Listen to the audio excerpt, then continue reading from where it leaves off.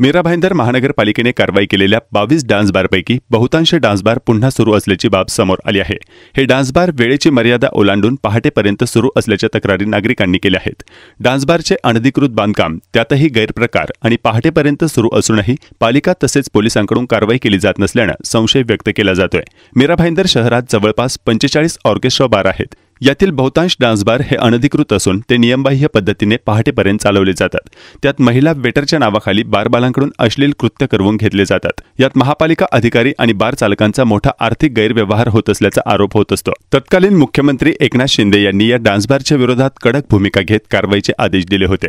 त्यानुसार महापालिकेने 22 डान्स बारवर कारवाई करून अनधिकृत बांधकाम जमीनदोस्त केले होते। मात्र ही कारवाई वरवरची असल्याने यातील बहुतांश डान्स बार पुन्हा सुरू झाले आहेत।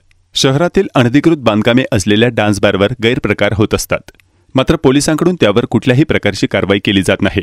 डान्स बारच्या अनधिकृत बांधकामावरही पालिकेकडून कारवाई करण्याकडे दुर्लक्ष करण्यात आले आहे। डान्स बारना रात्री 1:30 वाजेपर्यंत परवानगी आहे, त्यापेक्षा अधिक वेळ कुठलाही डान्स बार सुरू नसतो। तसा तो आढळल्यास कारवाई केली जाईल, अशी माहिती परिमंडळ 1 चे पोलीस उपायुक्त प्रकाश गायकवाड यांनी दिली। शहरातील अतिक्रमणांच्या विरोधात कारवाई करणाऱ्या मीरा भाईंदर महानगरपालिकेने डान्स बारच्या अनधिकृत बांधकामाकडे दुर्लक्ष केले होते। याबाबत तक्रारी येऊ लागल्याने अखेर मंगळवारी केमछो आणि कॅटवॉक या 2 डान्स बारच्या अनधिकृत बांधकामावर कारवाई केली। सध्या आम्ही बारवर कारवाई केली आहे।